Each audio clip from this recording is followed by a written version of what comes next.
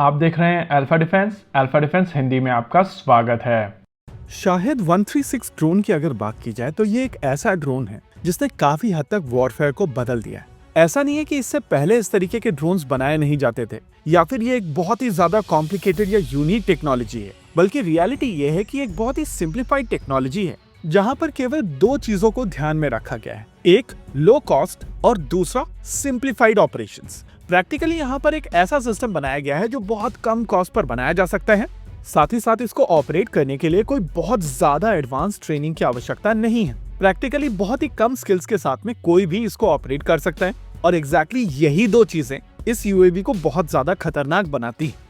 इन UAVs के usage की अगर बात की जाए तो यूक्रेन में बहुत ज्यादा एक्सटेंसिव तरीके से इन यूएवीज का प्रयोग किया जा रहा है। इसके अलावा ईरान इनका जिस तरीके से प्रयोग कर रहा है उसको एक्सप्लेन करने की किसी को भी आवश्यकता नहीं है। इसके उलट अगर आप यूएस की इनिशियल स्ट्राइक्स को देखेंगे तो वहां पर किसी भी तरीके के यूएवी का प्रयोग नहीं किया गया था, लेकिन टॉमाहॉक जैसी मिसाइल सिस्टम्स को बहुत ज्यादा एक्सटेंसिव नंबर में यूज किया गया था।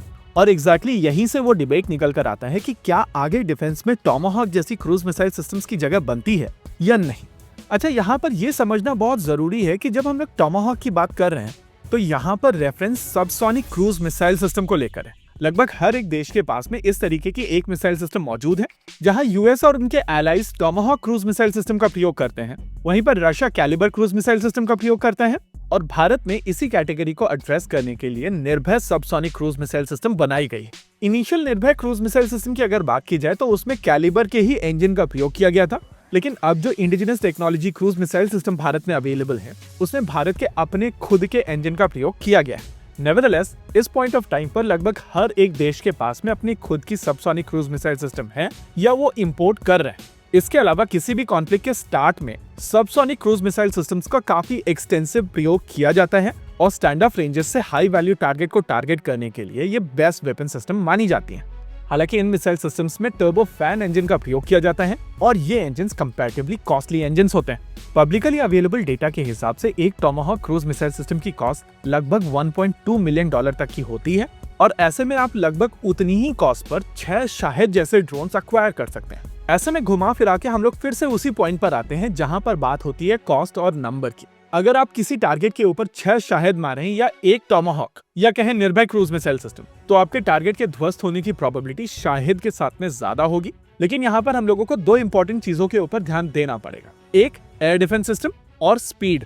आइए स्पीड के बारे में हम लोग पहले बात कर लेते हैं। टॉमाहॉक और निर्भय जैसी missile system subsonic cruise missile systems है, यानी कि इनकी स्पीड बहुत ज्यादा नहीं होती है, लेकिन फिर भी अगर उस 0.7 मार्क की स्पीड को आप किलोमीटर पर आवर में कन्वर्ट करेंगे तो आपको समझ में आएगा कि कम से कम 800 किलोमीटर पर आवर की स्पीड की यहाँ पर हम लोग बात कर रहे हैं। यानी कि आपके ऊपर से अगर टॉमाहॉक निकल कर जाएगी तो आपके पास में रिएक्शन टाइम बहुत ज्यादा नहीं है।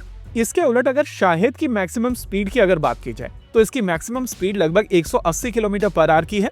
इसके अलावा निर्भय जैसी मिसाइल सिस्टम काफी कम ऊंचाई पर उड़ सकती हैं, जिसके चलते जब तक आप इनको देखते हैं या आपके काफी करीब होती हैं और आपके पास में रिएक्शन टाइम बहुत कम होता है। इन दोनों ही पॉइंट्स को कंसिडर करते हुए अगर आपके पास में एक डिसेंट एयर डिफेंस सिस्टम मौजूद है तो आप शाहिद जैसे ड्रोन्स को काफी आसानी से न्यूट्रलाइज कर सकते हैं।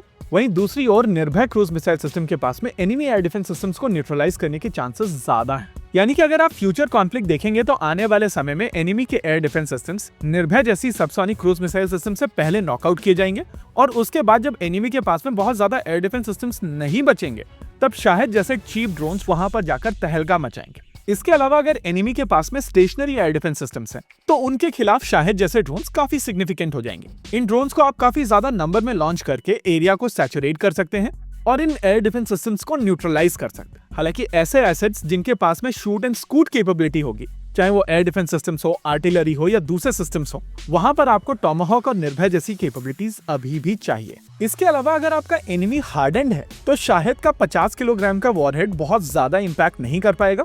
वहीं पे टॉमाहॉक या निर्भय का 450 से 500 किलोग्राम का वॉरहेड इस फोर्टिफाइड एरिया को काफी सिग्निफिकेंट डैमेज दे सकता है। ओवरऑल ये दो अलग अलग तरीके के सिस्टम्स हैं और इनकी एप्लीकेशंस कंप्लीटली डिफरेंट है। आप प्रैक्टिकली एक के साथ में दूसरे को रिप्लेस नहीं कर सकते हैं।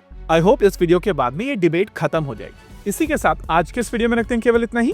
वीडियो को अंत तक देखने के लिए धन्यवाद। देखते रहिए अल्फा डिफेंस। जय हिंद।